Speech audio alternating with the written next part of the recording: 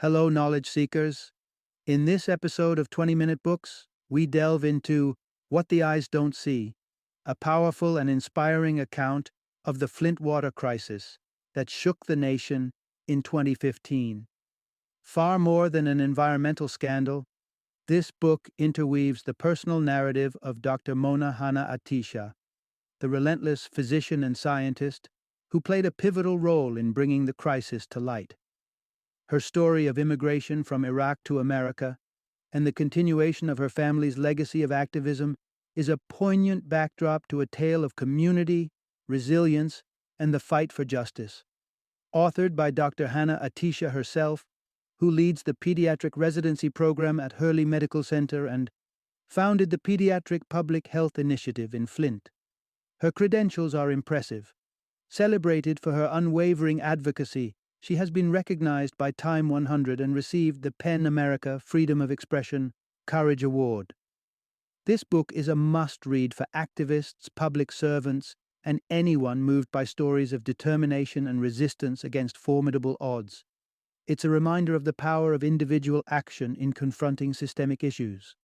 A true fight-the-system narrative that embodies the spirit of perseverance and the importance of being vigilant in protecting our communities. Join us as we explore the courage, the science, and the heart-wrenching journey behind What the Eyes Don't See.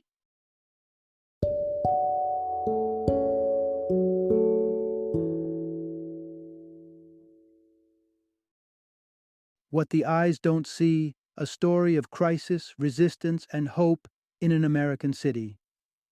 Introduction. The hero behind the headlines, One Doctor's Fight for Flint. When we hear about Flint, Michigan, it's often tied to the haunting images of water taps spewing out brown water, the product of a public health crisis. This moment in time tragically etched the city into the collective memory as a symbol of systematic neglect. But behind the harrowing scenes is a narrative of defiance and commitment, epitomized by a singular figure, Dr. Mona Hanna-Attisha. Dr. Mona's roots run deep with a sense of justice, as she drew inspiration from her uncle's legacy, who stood against tyranny in Iraq. Her determination to unearth the truth and protect the children of Flint mirrors the conviction her family upheld in a different time and place. Delving into her story, we see the arc of Flint not just through the lens of failure, but also through the eyes of those who dare to make a difference. From prosperity to peril, Flint's transformation.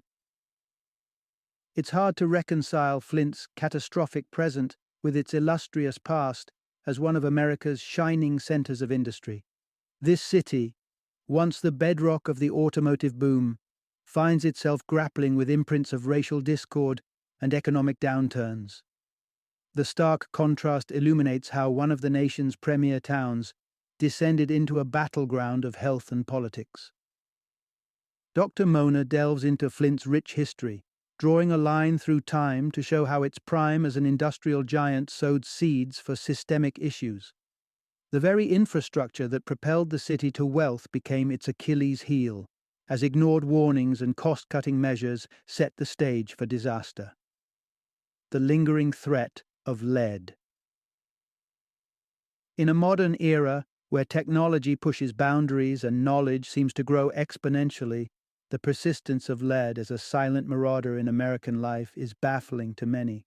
The Flint water crisis pulled back the curtain on a nation still reckoning with the perils of lead poisoning, a threat that stubbornly refuses to fade into history's background noise. Across the decades, the dangers of lead were repeatedly underscored by health professionals, environmentalists, and concerned citizens. Yet it took the catastrophe in Flint and Dr. Mona's courageous efforts, blending science with advocacy, to spotlight a crisis that extends well beyond the city limits. In peeling back the layers of Flint's tragedy, we're forced to confront a broader narrative about health, safety, and the unseen risks that linger in the very walls of our homes. In this portrait of resilience and advocacy, listeners learn not only of a city's struggle, but also of the indomitable spirit of one woman who stood up to safeguard her community. Dr. Mona's story is a testament to the power of dedication, and the enduring fight against invisibly dangerous legacies. Through her journey, the true depth of Flint's narrative comes into sharp focus, a convergence of history, health, and heroism. Part 1: Unyielding Spirit: The Legacy of Activism in Dr. Mona's Lineage. In every whisper of Flint's unfolding narrative, there echoes a deeper history of trepidity and tenacity, one that Dr. Mona Hanna-Attisha carries in her blood. Born during the cold winters of Sheffield, England, to Iraqi parents in 1976, Mona was cradled not just by loving arms, but by the resilient spirit of her family, an ethos that would later guide her through the murky waters of Flint's water crisis. Baghdad was more than a dot on the map to Mona. It was the heart of her heritage, a city once synonymous with scientific brilliance and cultural richness. The tales of bygone glory days her family recounted contrasted starkly with the oppressive reality that the Ba'ath Party, under the notorious Saddam Hussein, had imposed on their homeland.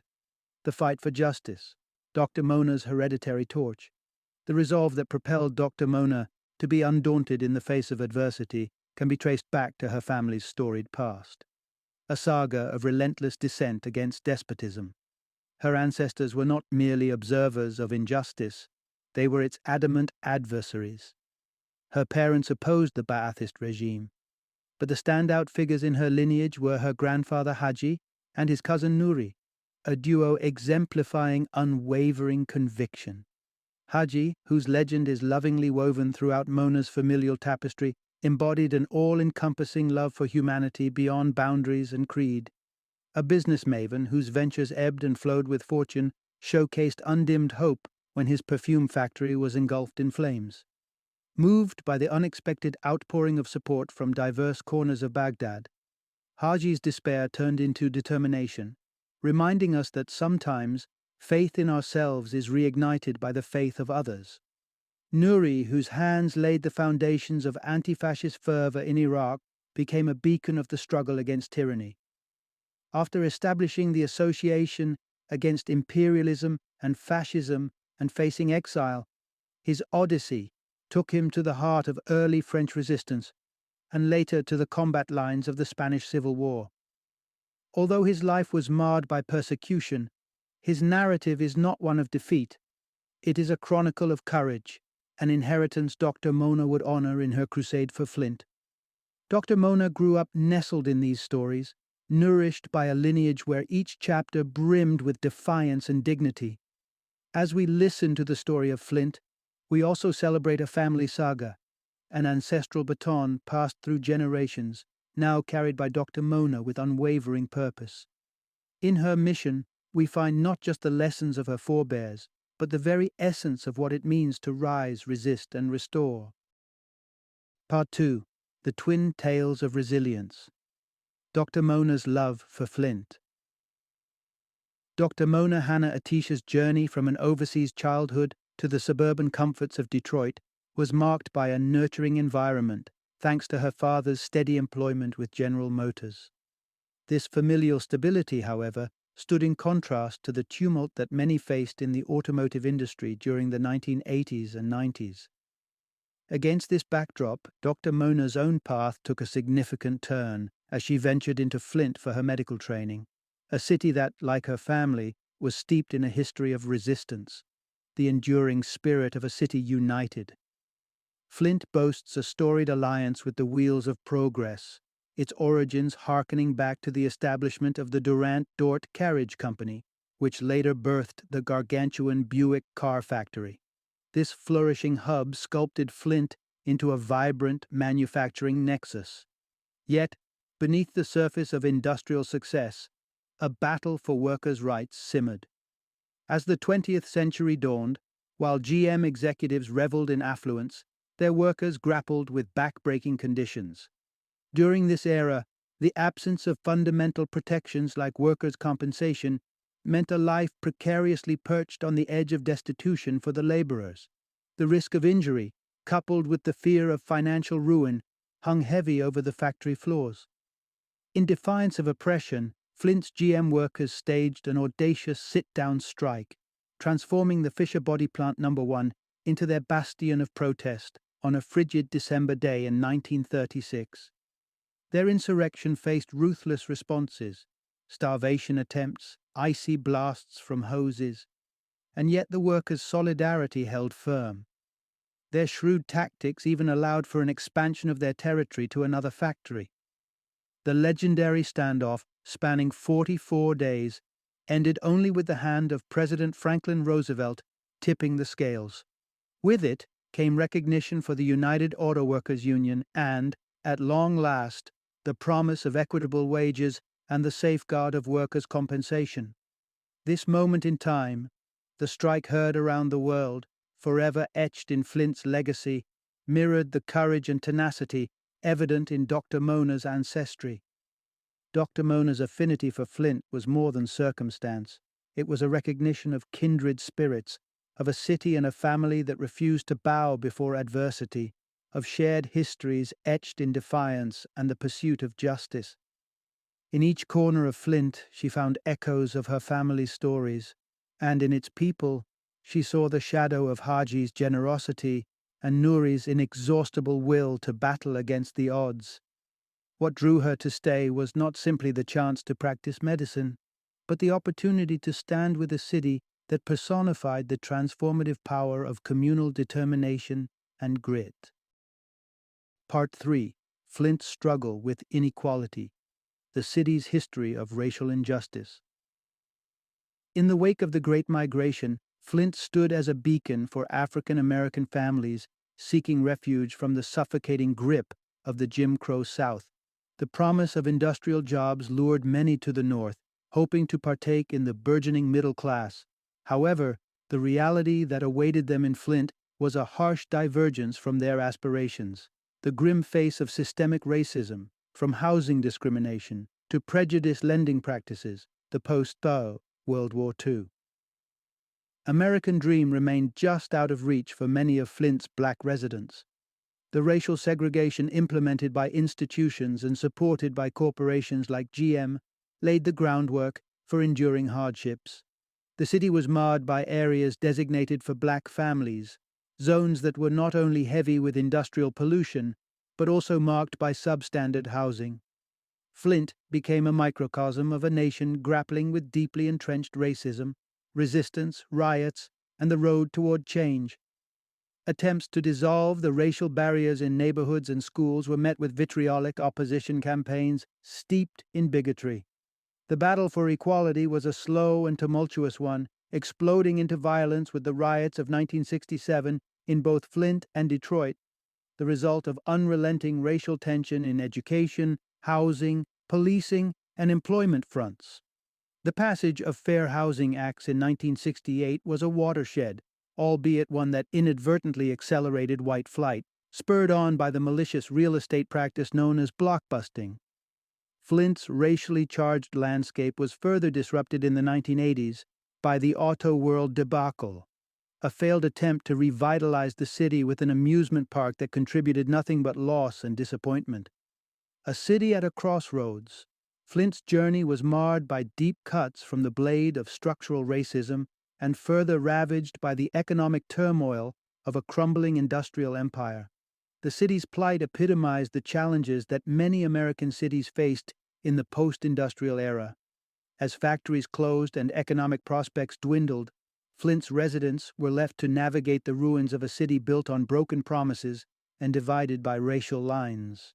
In such a city, despair could have reigned supreme, but it didn't account for the resilience that resided within its people. Against a backdrop of historical injustice and economic collapse, solidarity found its way, ready to be harnessed by those like Dr. Mona, who understood the fierce spirit of Flint. As we explore the layers of Flint's story, we begin to appreciate the depths from which the city must emerge, fostered by the same spirit of activism and resilience that is synonymous with Dr. Mona's family's legacy. Part 4.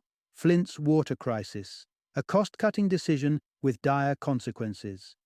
In a bid to remedy its financial woes, Flint found itself at the mercy of an emergency manager, EM, installed under a controversial Michigan provision. The power of local democracy waned as this appointed official, tasked with reducing expenditures at all costs, took the helm. Accountability became a casualty, as the EM answered only to the governor, not the citizens whose lives would be impacted by cost-cutting strategies. The critical switch with devastating fallout. The year 2014 marked a pivotal moment for Flint, as it embarked on a decision that would alter the course of the city's health and well-being. The move to draw water from the Flint River, an artery once tainted by industrial toxins, aimed to alleviate financial strain by foregoing the costs associated with accessing water from Lake Huron through Detroit's utilities. However, water is a resource that demands respect, and certain measures are non-negotiable to ensure its safety. One such measure is preventing the water from being corrosive to avoid the leaching of hazardous materials like lead from pipes into the supply. Methods to test and counteract corrosivity are well established, yet in Flint's case there was a failure to implement them appropriately. An alarming oversight ignored, engulfed in controversy. Flint's EM-driven initiative suffered a blatant neglect of safety protocols. Alarmingly, just half a year after the crucial switch, General Motors noticed corrosion on its parts caused by the new water source, swiftly rallying officials to revert to Lake Huron water for its operations. This glaring warning, signifying potential perils awaiting the citizens of Flint, was seemingly overlooked by those at the helm of governance. Unequivocally, it suggested that corrosive water shuffling through old pipes would ferry lead and other dangerous particulates into the homes of unsuspecting residents. In this tale of a city besieged by austerity and governance gone awry, Dr. Mona's role would become paramount. As Flint's saga unfolded, the echoes of her family's resilience and the city's fight against injustice would merge into her relentless quest for answers and accountability, underpinning a steadfast commitment to safeguarding a community in the face of systemic failure. Part 5. The Haunting Spectre of Lead. A toxin with no safe level, deeply embedded in the annals of public health, is an indisputable menace: lead, a metal that jeopardizes health in profound and insidious ways. It's a hazard that has cast a long shadow throughout history, with its nefarious impact widely recognized yet disturbingly underestimated in the face of economic interests. Lead's insidious threat reveals no immediate crisis but unfolds in silence. On the continuum of human health hazards, lead occupies a particularly devious niche. Its pernicious effects creep in unseen, manifesting in symptoms that camouflage among common maladies. Yet, its true menace strikes at the core of physiological and cognitive development, particularly relentless in its assault on the youngest among us. Infants mixing their formula with lead-contaminated water ingest a foe that silently derails the trajectory of their growth, laying the foundations for irreversible harm. Lead navigates through the bloodstream, insidiously usurping the roles of essential elements and sowing the seeds of dysfunction that range from neurodevelopmental delays to fatal systemic collapse, a century of cautions overshadowed by profit. For decades, even centuries, scholars and physicians have warned of the dangers of lead exposure, its connection to neurological impairments and its potential to sow the roots of aggression are not novel revelations. As early as 1904, the perils of lead additives in paint were acknowledged, prompting swift regulatory responses across much of the industrialized world except in the United States. One would expect that with such knowledge, precaution would steer decision-making. Yet in the U.S., economic calculations often overrode concerns of public safety. General Motors, a titan of industry, championed the use of tetraethyl lead, TEL, in fuel, favoring its commercial potential over the well-documented risks it posed. The toll of TEL was stark. Workers faced with its production succumbed to its toxicity, enduring debilitating and sometimes lethal consequences. Alternative substances like ethanol, which lacked TEL's toxicity, were sidelined, their inability to be patented dulling their appeal in the eyes of corporations fixated on profit margins. As the Flint water crisis unfolded, these historical echoes of lead's toxic legacy resurfaced, reframing the narrative in light of past lessons ignored. Dr. Mona's resolve to confront this silent enemy became emblematic of a broader struggle against the invisibility of a toxin pervasive in our environment and the vested interest that obscured its dangers. The plight of Flint underscored a timeless maxim. When it comes to lead, there is no threshold for harmlessness, and the cost of inaction is etched in the very fabric of human lives. Part 6. Guardians of Growth. The Unseen Perils Facing Children's Health. Dr. Mona Hanna-Attisha's rekindling with the struggling city of Flint, from her childhood memories of Autoworld to her role as director of the Hurley Medical Center's pediatric residency program, was far from incidental. It was her deep-seated passion for helping those in need that led her to this place where resilience had long been a survival mechanism.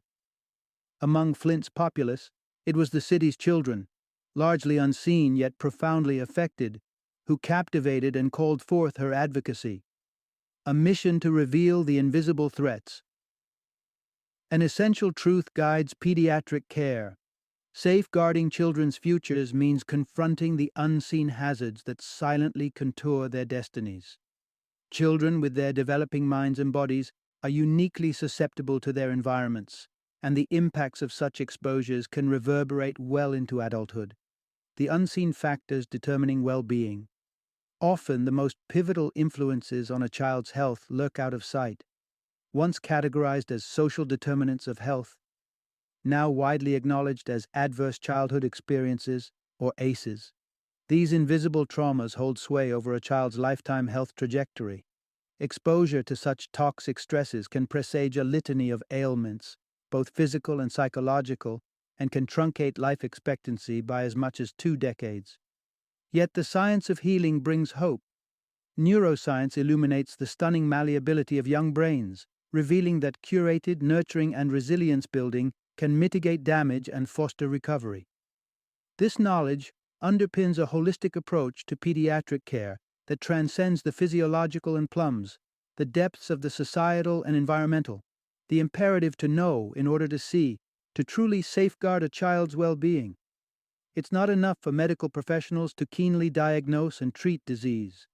They must delve into the conditions of existence that befall their young patients, to understand the fabric of communities and the nuances of diverse experiences. In forging a link between neural connections and environmental influences, Dr. Mona hails the ethos penned by D.H. Lawrence, "The eyes don't see what the mind doesn't know." With this perspective, pediatricians don't simply treat illnesses, they become sentinels, ever vigilant for the intangible stressors that so profoundly shape the health and happiness of children. Through this lens, Dr. Mona's journey in Flint becomes a clarion call for awareness, a testament to the power of an informed mind to unveil the invisible adversaries that children face. This mission impels us to understand, not only with our minds but with our hearts, the silent struggles that define too many childhoods, and to act with the wisdom that comes from truly knowing. Part 7. Alarming Revelations. The alarming discovery of Flint's lead levels. It was a tranquil summer barbecue that altered the trajectory of Mona Hanna-Attisha's life. In the company of close acquaintances, a casual conversation with her friend Elin catalyzed a quest that would unveil a deeply entrenched public health calamity. Elin, drawing on her work with a Washington, D.C.-based think tank, brought to light concerns about Flint's water quality that had been subdued amidst official reassurances from state agencies. A whistleblower's memo uncovers a hidden danger. The unsettling news that Elin conveyed to Mona stemmed from an internal EPA memo, surreptitiously released, revealing alarmingly high lead levels in Flint's water supply. The memo was an urgent red flag, penned by Miguel del Toral, an EPA official, prompting Mona to draw parallels between Flint's situation and a similar debacle experienced by the nation's capital. The haunting shadow of D.C.'s lead-contaminated water between 2000 and 2004 and the subsequent government cover-up stood as a stark premonition for Flint. The meticulous efforts to suppress the problem through data tampering, in D.C. offered a chilling context for what might unfold in Flint, a struggle likely to stretch across long, arduous years. Blood tests expose a grim truth. Prompted by the memo and her conversation with Elin, Dr. Mona embarked on an investigation, scrutinizing blood lead levels in Flint's children. What the test revealed was a grim affirmation of the catastrophic lapse in safeguarding the city's youth.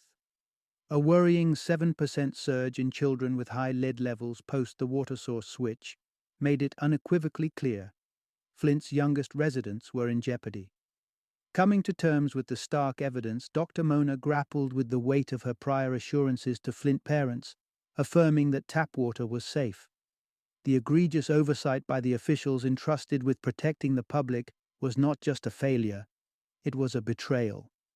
With the initial findings derived from a constrained sample at the clinic, Dr. Mona knew that a broader data set was imperative to grasp the full extent of the damage.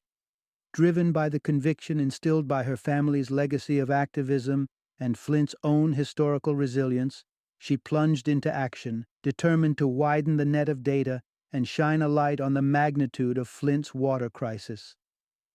In Dr. Mona's hands, the fight for Flint transformed into a mission that bore the weight of not only Flint's present, but also its future generations.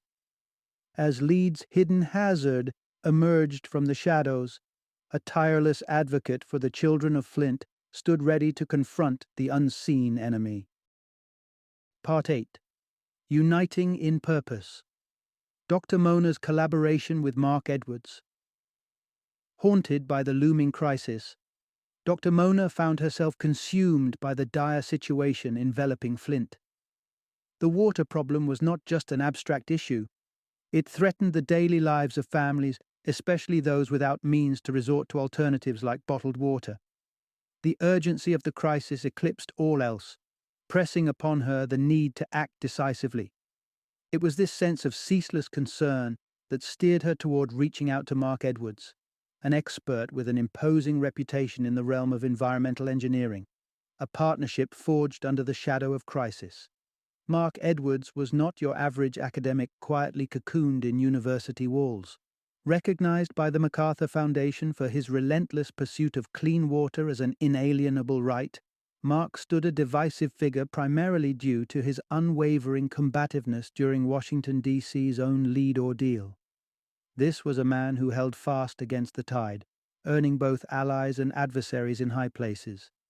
Dr. Mona knew that collaboration with Mark carried risks, owing to the contentious aftermath of his previous battles. But when expertise of his caliber beckoned, the gamble seemed necessary, a step toward turning the tides of uncertainty into definitive action, a meeting of minds, a confirmation of trust. The apprehension of engaging with Mark melted away when Dr. Mona and he met. Here was a man whose external battles left scars, yet the steadfast commitment to justice remained unyielding.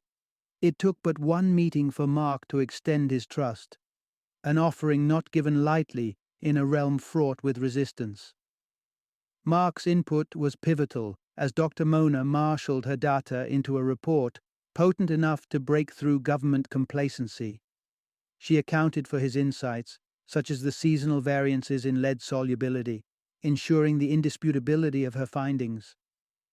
With Mark's assurance reinforcing her study, Dr. Mona, alongside her research coordinator, Jenny Lachance, crafted a document irrefutable in its evidence of the rising lead poisoning cases among Flint's children post-water switch. The collaboration between Dr. Mona and Mark embodied a unity of purpose, a confluence of passion and expertise that would anchor the fight for Flint's future, a relentless charge against the specter of a contaminated lifeblood. Part 9. The Aftermath of Truth, Facing Resistance, Post-Revelation. The air was heavy with expectation and anxiety as Dr. Mona Hanna-Attisha stepped up to reveal her momentous findings to the world. The press conference on September 24, 2015, was the culmination of intensive research and an unwavering commitment to the children of Flint. However, the immediate response from authorities sought to dismiss the research as a misinterpretation of normal seasonal variations in lead level, a rebuttal that struck Mona with disbelief, a glimmer of support amidst the storm. Despite the chilling denial from the Michigan Department of Health and Human Services, Mona found an ally in Michigan Senator Jim Hanna-Attisha, who lent his voice to reinforce the gravity of her findings. Mona's poignant closure at the press conference, brandishing a baby bottle, underscored the very real and human stakes at the heart of this crisis, the crushing weight of backlash. The brief surge of euphoria Mona felt as she departed the conference soon gave way to the stark reality of confrontation. Her report was a threat to the status quo, a ripple in the political waters some wished to smooth over rapidly. Engaging with Flint's mayor had proved fruitless, political prudence overriding civic responsibility. But it was the hostility from the Michigan Department of Environmental Quality that gnawed at her. Accusations that Mona had manipulated data to exaggerate the problem were not only professionally offensive, but personally harrowing. The allegation undermined her work and endangered public trust in a time of crisis. State officials stood adamant, disavowing structural issues in Flint's water system, pinning blame on individual household plumbing, and asserting the safety of the city's water. This campaign of contradiction reached the governor's office, ratcheting up efforts to undermine Mona's credibility. As the media sought her reaction to this tide of denial, Mona could but affirm the integrity of her work. Yet the public pushback, the cold shadow of doubt cast by those in power, would not dissipate. Exhausted and besieged by the enormity of her struggle, Dr. Mona retreated to a solitary corner, wrestling with the thought of how long this battle for public health and for truth would endure. Part 10. Bridging the Data Divide, a turning point in Flint's water crisis. In the aftermath of chaos, there often comes a pivotal moment of clarity, one that Dr. Mona Hanna-Attisha experienced awakening the day after her tumultuous press conference. Despite the shadows cast by the state's denunciation, her conviction in the veracity of her research was unshaken. She was fueled not by personal vindication, but by an unwavering dedication to ensuring the health and safety of Flint's most vulnerable inhabitants. A shift in public perception and support. The tide began to shift as Dr. Mona's voice radiated through the airwaves and print media. Her message of urgency was gaining traction, casting an illuminating spotlight on the gravity of the situation.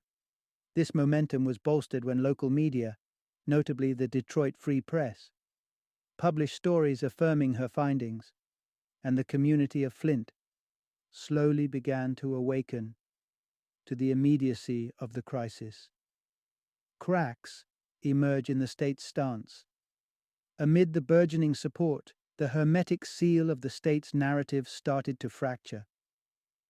A report published by state authorities, intended to dismiss the rise in lead poisoning, inadvertently corroborated Dr. Mona's observations.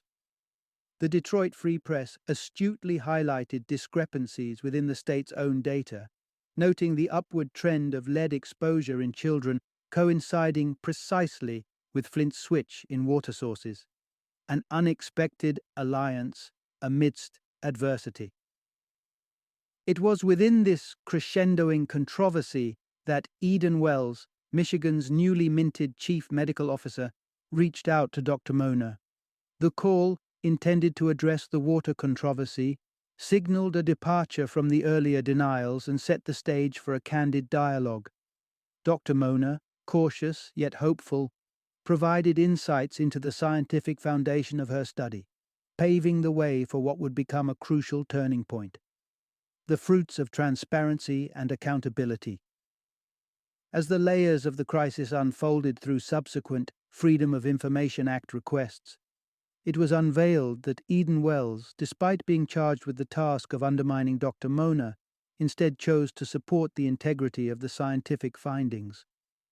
Her backing shifted the narrative in a significant way, pushing the state to take Dr. Mona's research and the health implications for Flint's population with the seriousness they deserved.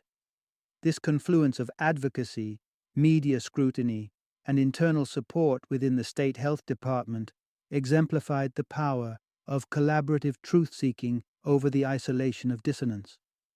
Dr. Mona's relentless persistence and Eden's ethical stand marked the advent of tangible progress, a beacon of hope that meaningful action could be mobilized to address Flint's burgeoning health disaster. Part 11. From Concession to Action, Flint's Path to Recovery. The 1st of October in 2015 marked a reluctant turning point as Michigan state officials publicly acknowledged the calamity that Dr. Mona Hanna-Attisha had tirelessly spotlighted, the tainted water of Flint. At a press briefing, MDEQ's Dan Wyant offered vague contours of a 10-point restitution plan, which left much to be desired in terms of specificity and assurance. Despite Wyant's persisted assertions to the contrary, the Genesee County Health Department stepped forward to declare a true public health emergency. With this pronouncement, tangible steps to mitigate Flint's water tragedy, like the distribution of filters to residents, began to take shape, evolving from admission to action. The sustained advocacy from Dr. Mona and her unflagging insistence on reverting to the safe waters of Lake Huron bore fruit. Activist demonstrations and charitable interventions broke through the bureaucratic impasse, transforming the impossible into reality. On October 8th, the governor concurred with the demands to switch back Flint's water source, a validated fight and national awareness. The broader scientific community validated Dr. Mona's initial findings with a comprehensive, peer-reviewed study affirming the troubling spike in lead exposure among Flint's youngest. This credence, along with intensifying media coverage and national concern, prompted President Obama to declare a federal emergency in January 2016, ushering in critical aid for the beleaguered city. A holistic future. The implementation of Mona's plan. In the wake of federal involvement, Dr. Mona's influence continued to crescendo. Her partnership with Michigan State University and Hurley Medical Center crystallized into an actionable public health program, setting Flint on a course toward recovery and resilience. Legislative pockets began to align with this vision, channeling over $100 million for the well-being of the city's most vulnerable, the children. This strategic infusion of funds was not merely a financial commitment, but a pledge to the future of Flint. With Dr. Mona's program in place, those affected by lead poisoning would receive vigilant health monitoring and support essential for their physical and psychological restoration. The road ahead for Flint was one of healing and rejuvenation, with a particular lens focused on the development and health of its children. Dr. Mona's unwavering vision for a restored Flint, where the growth and prosperity of its younger generation take precedence, was now set into motion, an enduring testament to the might of steadfast advocacy and the transformative power of hope. Part 12. The Revealing Aftermath. Unearthing the Roots of Flint's Water Crisis. As the dust seemingly settled on Flint's water emergency, revelations from relentless Freedom of Information Act requests illuminated the disturbing undercurrents that had long coursed beneath. These insights painted a vivid picture of how systemic issues like environmental racism had not just imperiled the health of Flint's residents, but had also eroded the trust between communities and governing bodies, challenging complacency, promoting transparency. While the switch back to Lake Huron water was a hard-won victory, it was clear that the dynamics which allowed Flint's crisis to unfold were deeply entrenched. Documents uncovered through the dogged efforts of Mark Edwards shed light on a culture of bureaucratic deflection, where state officials seemed more preoccupied with optics than actionable solutions, pushing narratives that downplayed the severity of lead contamination and advocating for the manipulation of evidence. A federal perspective on environmental inequity. Complicity stretched beyond state lines, as evidenced by the EPA's internal reluctance to extend a helping hand to Flint. The hesitation expressed by a senior EPA official about committing federal resources to the city's plight casts a somber reflection on the value assigned to different communities in moments of crisis. confronting systemic failures and institutional racism.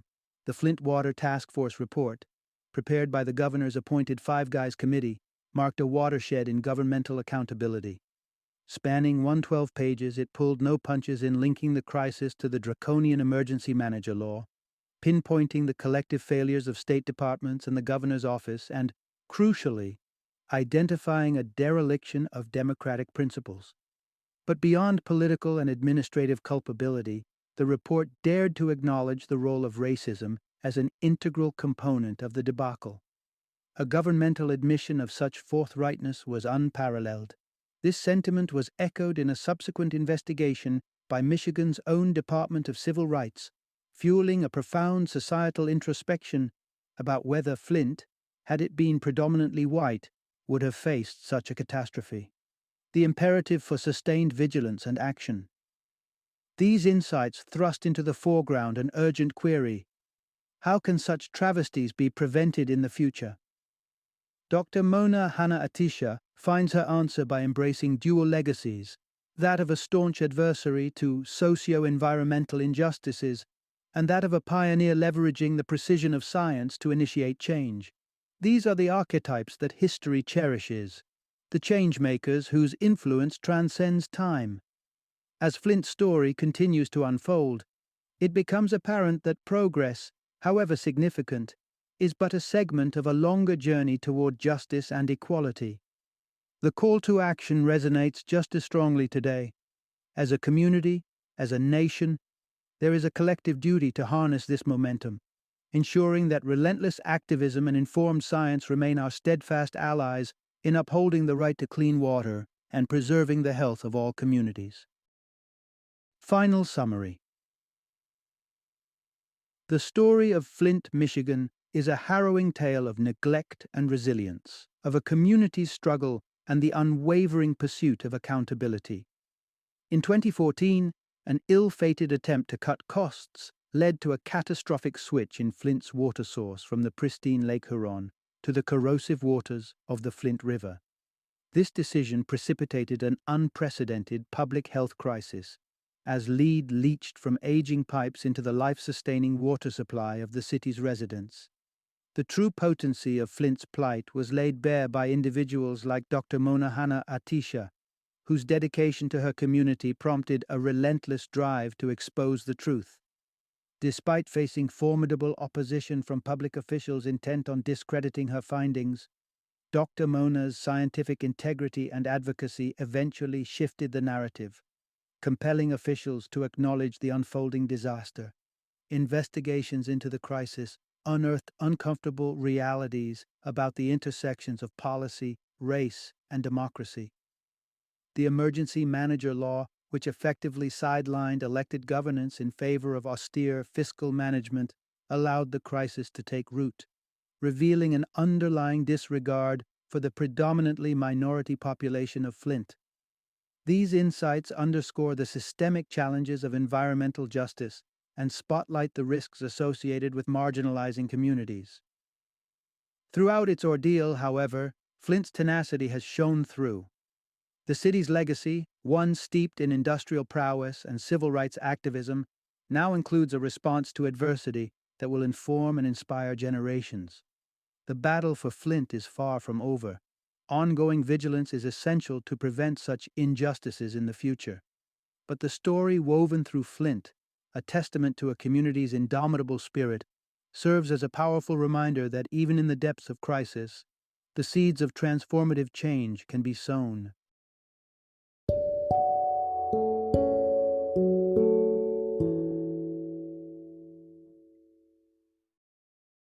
Thank you for joining me today on this journey of learning and discovery as we explored the insights of another thought-provoking book in our growing library of knowledge. If you've enjoyed our time together, please take a moment to follow our podcast, give us a 5-star rating, and share 20-minute books with other knowledge seekers. Your support truly means a lot. Don't forget to join me again in the next episode, where we will delve into another enriching book. Until then, happy reading and happy listening.